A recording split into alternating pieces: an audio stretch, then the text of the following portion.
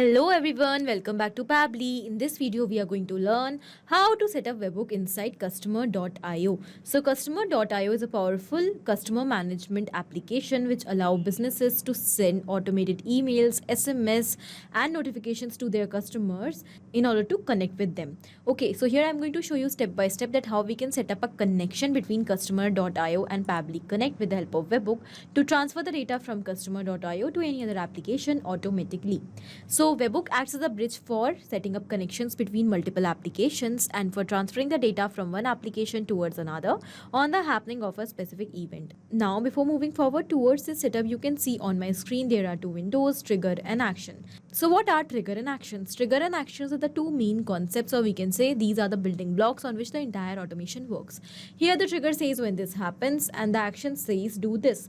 That means whenever a specific event happen inside trigger, then automatically the action should follow that. Now let's suppose here I want that from the list of my contacts or my customers, whenever there will be an unsubscribe, then I want to receive the response of that unsubscriber and I want to send that response towards any other application. For example, in my Google Sheets I want to add. So here we are going to take customer.io in our trigger and Google Sheets in our action, for example. But here we can clearly see that action is following what the trigger commands, because when the trigger happens, that means when the unsubscriber is created in customer.io, then only the details are added in Google Sheets and the record is created, otherwise no. So after understanding the concept of trigger in action, let's start creating this connection, and for that we have to go towards our trigger step. Trigger is the very first step, and you have to keep in mind that we can have only one trigger in every workflow, but we can add as many actions as we want. As I told you, that trigger is the commander of the workflow. So now our trigger will be customer.io, so let's select that.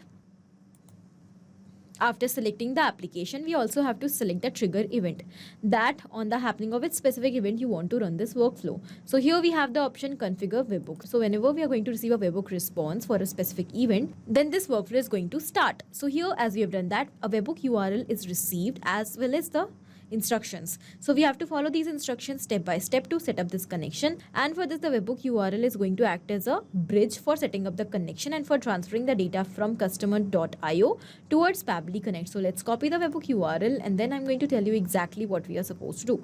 So first of all, I'm going to take you towards my customer.io account, and here these are my subscribers. Now first of all, we have to go towards integrations from the left side. After coming on integrations, here we have the option of reporting webhooks under data out.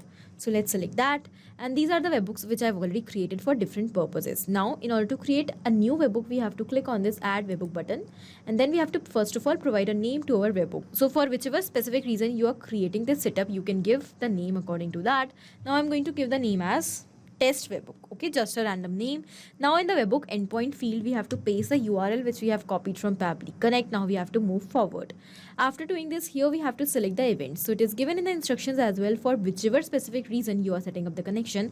According to that, you have to select the event. For example, if you're creating the connection for your customers, you can go towards customer section. If you are creating the setup for sending emails or SMS, then you can go for that as well. Now because I am creating this connection for customers, so it is given send all customer subscribers and unsubscribers details. So we will simply select that.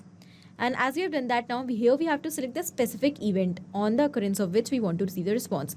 Whether when a customer is subscribed, we want to receive the response, whether when he is unsubscribed, then we want the response, or whatever. So here I want that only when the unsubscription will be created in the list of my subscribers, then I want to receive the response. So I've selected unsubscribed over here. So when a person's subscription status will be changed to unsubscribed, then I'm going to receive the response for this. After selecting the event, here we have to move forward and we have to click on save and enable webhook. We'll click on continue, and here we can see that our webhook is enabled and it is successful. Test webhook, this is the name of my webhook. So when you will create the webhook, you will be able to see that webhook with the name which you have given over here. Now we'll go back towards Pabbly Connect, and here it is showing waiting for webhook response. This means that now we have to do a test submission, and how we are going to do that? By creating an unsubscriber in our account. So for whichever reason you are creating this webhook, whichever event you have selected, by doing that event in your account, you will be receiving the response. So here I'm going to take you back towards my account. We will go towards people. So this is the customer section, and these are all the subscribers I have. So let's suppose I'm going to unsubscribe this particular smart user 309@pabblytudes.com, this subscriber. So I will select that, and here I'm going to click on unsubscribe. As soon as the unsubscription is made, so let's go back towards Pabbly Connect. We will wait for a few seconds over here to capture the response. And here we can see that we have received a response, and in this response we have received all the details of the unsubscriber. This is the timestamp, that means the date and time at which the unsubscription is made. Here is the type of object who is unsubscribed, that is customer. So we have unsubscribed a customer from the list. Okay, this is metric, that is unsubscribed, that is the event for which we have set up this connection. This is the event ID. Here is the data identifiers, that is the email. Okay, and this is the same email as you can see which we have over here, smartuser309@pabblytudes.com, and this is the same email. And here are some other details as well. So this means that our connection is absolutely successful. So once we have set up this connection, as soon as a new unsubscription will be made in customer.io, we will quickly and instantly receive the response, that too without any manual efforts, and we can send this response to any other application automatically after that by adding our action steps and our required applications over there. So this was just the example of unsubscription, but you can set up this connection in the same manner for any specific event according to your choice. I hope this video was helpful for you. Thank you for watching. Not only these applications, but you can integrate multiple such applications without any coding or programming skills with the help of Pabbly Connect. Now, if you have any doubt, you can reach out to us at support@pabbly.com. If you want to ask any query, you can reach out to us at forum.pabbly.com. And if you have any pricing related issue, you can reach out to the website given over here.